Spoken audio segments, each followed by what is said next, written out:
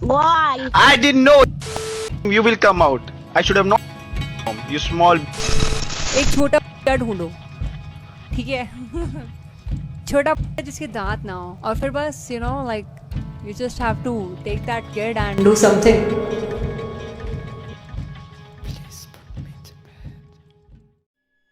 जैसा कि मैंने पहले भी बताया था कि सोशल मीडिया पे कुछ ऐसी चीजें होती हैं जो कि अपनी बाउंड्रीज को पार करके काफी हद से ज्यादा टॉक्सिक हो जाती हैं, और कुछ बातें कभी कभार मुंह से ऐसी निकल जाती हैं जिनको वापस लेना ऑलमोस्ट इम्पॉसिबल हो जाता है। यहाँ पे इंसान ही इंसान का दुश्मन होता है, कुछ छोटी से छोटी बातों पे बहुत बुरी तरीके से ऑफेंड हो जाता है और उसको गलत और वाहियात बातें बोलने लग जाता है। फेमस बॉक्सर माइक टाइसन ने एक बार कहा था कि social media made you all way too comfortable with disrespecting people and not getting punched in the face for it. Internet की जनरेशन में कोई भी आज के टाइम में किसी को भी कुछ भी बोल के निकल जाता है बिना कोई उसके कॉन्सिक्वेंसेस सोचे। अभी हाल ही में कुछ बहुत ही ज्यादा ओवर अब्यूजिव और डिस्टर्बिंग क्लिप्स गेमर्स और स्ट्रीमर्स की तरफ से आ रहे हैं जो कि हर जगह सोशल मीडिया पे इस टाइम वायरल हो रहे हैं, जिनको सुन के लोग शॉक्ड हैं कि क्या मैं इसी स्ट्रीमर का डाई हार्ड फैन था। काफी लोग इन लोगों को बहुत ही ज्यादा नंबर्स में फॉलो करते हैं और कुछ तो डायरेक्टली अंधा फॉलो करते हैं बिना कुछ सोचे समझे कि मेरा फेवरेट स्ट्रीमर सही बोल रहा है या गलत। इसी बात को ध्यान में रखते हुए लोगों की कंफ्यूजन को दूर करके उनका आंसर देते हुए welcome to the episode of deep within dark reality part 3।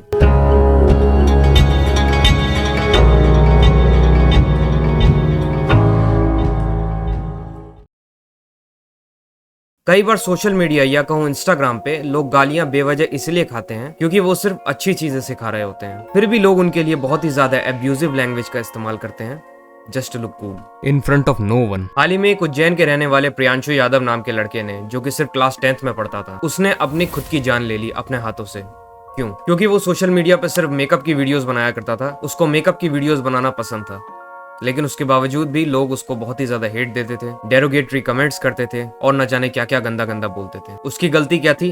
बस वो मेकअप लगा के सुंदर दिखना चाहता था। हाल ही में इंस्टाग्राम पे एक लड़की मार्शल आर्ट्स की वीडियोस बनाती थी, लोगों को खुद को कैसे सेल्फ डिफेंस करना है वो सिखा रही थी, लेकिन उस बेचारी को क्या पता था कि उसकी सिर्फ इतनी सी गलती है कि वो इंटरनेट पे पॉजिटिविटी फैला रही थी।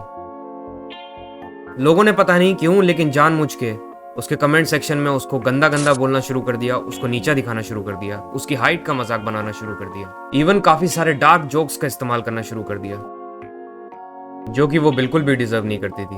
वो तो बस लोगों को सेल्फ डिफेंस सिखा रही थी। अब देखो, इस टॉपिक पे मैं एक अलग से डेडिकेटेड वीडियो बना सकता हूँ, लेकिन अभी के लिए इतनी सब हेट के बावजूद भी उस लड़की ने इन सब पर ध्यान ना देते हुए अपने काम पे ध्यान दिया, अपने आप को इम्प्रूव किया। जितना भी लोग उसको प्रोवोक कर रहे थे उसने अपने काम से जवाब दिया। ये चीज बहुत कम लोगों में होती है दोस्तों। अब पता नहीं कि ये वर्ड इसको डिफाइन करने के लिए सही है या नहीं, लेकिन मैं तो इसको प्रोवोकिंग टॉलरेंस बोलूंगा, जो कि इस नियो नाम के बंदे में बिल्कुल भी नहीं है। आपको अगर नहीं पता तो इस नियो नाम के स्ट्रीमर का एक पूरे इंटरनेट पे क्लिप वायरल हो रहा है जिसमें कि ये ओमेगल पे जाता है। अब जिसने ओमेगल चलाया है वो तो सब अच्छे से जानते ही होंगे कि लोग किसी के भी सामने आकर कुछ भी बोल के सामने वाले को इस तरीके से प्रवोक करते हैं और उसके उल्टा कुछ कहने से पहले ही उसको स्किप करके चले जाते हैं। ये चीज मैंने भी ओमेगल पे कई बार फील की थी, बट मुझे उससे इतना ज्यादा कुछ खास फर्क नहीं पड़ा। मैं अच्छे से जानता था कि जब लोग किसी के साथ अगर ऐसा करते हैं, भले ही उनको ये सब करते हुए कोई भी ना देख रहा हो, लेकिन उन लोगों में किसी को नीचा दिखाने के बाद एक सेंस ऑफ सुपीरियोरिटी आ जाती है, या फिर वो ये फील करने लगते हैं कि मुझे इसे नीचा दिखाना ही दिखाना है,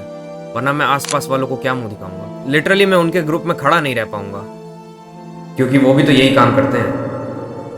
मैक्सिमम इंडियन लोग ऐसा नहीं करते, लेकिन मैंने अमेरिकन्स और यूरोपियंस को ऐसा करते हुए कई बार देखा है। मैं उस टाइम ऐसा ही ओमेगल पे लोगों से बात करने आता था, क्योंकि उस टाइम ओमेगल का ट्रेंड था, बट कुछ लोग रिपीटेडली मुझे ओमेगल पे इन्हीं के जैसे बिना किसी वजह के कुछ ना कुछ बोल रहे थे। Wait, you're so pretty. I'm pretty. You're pretty ugly. But मैंने इसमें भी कुछ नहीं कहा। लेकिन इस बंदे के केस में सिचुएशन पूरी की पूरी अलग है। यहाँ एक माइनर लड़की होती है 10, 12, 13 साल की, जो वैसे ही दिमाग से काफी इमेच्योर होती है। वो किसी बात पे इस लड़के पे एक रेसिस्ट कमेंट कर देती है और इससे सहा नहीं जाता। Yo, why are you What's your black? age? Why What's not your age? white? What's your age? Why? I didn't know you will come out. I should have known, mom. You small. You Yo, small. bro, you can't You even- small. Because- Small. Do you have small? Golu golu small. I would. Your mom. I put my mom's mouth in. Yeah, I put my mom's mouth and it came out of her. Yeah. मैं फंस जाऊंगा। ये बंदा वहीं live stream पे उस छोटी बच्ची को इतनी गंदी गालियां देता है, इतनी गंदी गंदी चीजें बोलता है कि कोई किसी माइनर तो क्या किसी अडल्ट को भी बोलने से पहले 10 बार सोचेगा। अब अगर इस लड़के में थोड़ा सा भी कॉमन सेंस होता तो ये उस बच्ची को सीधा सीधा सिंपली स्किप कर सकता था, लेकिन इसने अपने टेम्पर को लूज करते हुए सोशल मीडिया पे क्या बोलना चाहिए और क्या नहीं, इस रिस्पॉन्सिबिलिटी को साइड हटाते हुए इतना गलत बोला कि सोशल मीडिया की पावर या फिर ये कहूँ डार्क साइड जिससे ये वाकिफ नहीं था, इसको पता चल गई और इसके उसी एक्शन की वजह से इसके पूरे करियर पे बैकफायर कर गई। बाद में ये भी पता चला कि ये सब रिपीटेडली होता आया है। हेलो भाई, इसको तो कुछ चाहिए नहीं। हेलो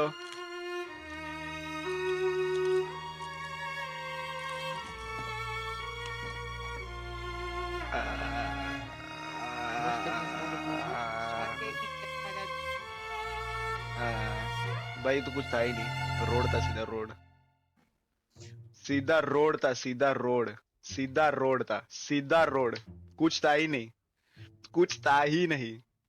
क्या यही सिखाती है गेमिंग या फिर कोई सी भी कम्युनिटी? जस्ट अपोजिट है इसका। अब देखो, यहाँ पे गालियां देना भी एक मेजर प्रॉब्लम नहीं है, गालियां सब देते हैं, चाहे बड़े हों चाहे छोटे, और ये एक मैटर ऑफ फैक्ट है, लेकिन किस वे में देते हैं, किसको देते हैं और किस टाइम पे देते हैं, ये बहुत ही ज्यादा इंपॉर्टेंट है। कई बार Carry Minati, even popular streamer IShowSpeed भी काफी ज्यादा गालियां देते हैं, बट वो उनका यूज काफी सार्केस्टिकली करते हैं और किसी की फीलिंग्स, किसी को हर्ट ना करने के स्वभाव से देते हैं। इन तरीकों से तो कतई नहीं देते। ये चीज फैंस लोग भी कर रहे हैं उस पर्टिकुलर क्रिएटर को डिफेंड करके, क्योंकि रिपीटेडली उन लोगों ने ऐसा ही कंटेंट कंज्यूम किया है जिसको बार बार देख के उनको ये रिलेवेंट लगने लग गया है, और आज वो ये बात ना जाने कि वो किस चीज को अंधों की तरह सपोर्ट कर रहे हैं, आगे जाके उसके कॉन्सिक्वेंसेस क्या होंगे ये लोग सोच भी नहीं सकते। कुंवारी बेगम, एक गाजियाबाद की स्ट्रीमर जिसको रिसेंटली अभी 3 हफ्ता पहले अरेस्ट किया गया है, वो अपनी ही स्ट्रीम पे लाइव आके छोटे बच्चों का कैसे किया जाता है वो सिखा रही थी।